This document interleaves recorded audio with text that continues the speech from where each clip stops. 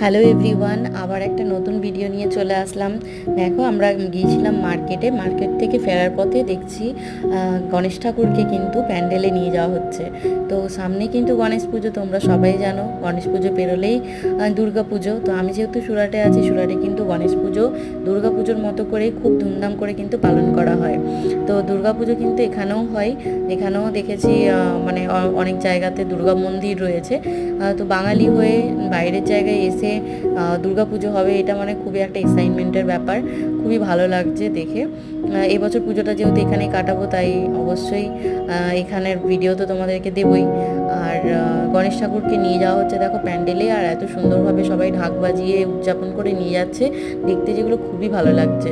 তারপরে আমাদের যেহেতু মার্কেট করা হয়ে গেছিলো, ঠাকুরও দেখা হয়ে গেছে, এরপর আমরা বাড়ি ফিরছি। দেখা হবে একটা নতুন ভিডিওতে। সবাই ভালো থেকো।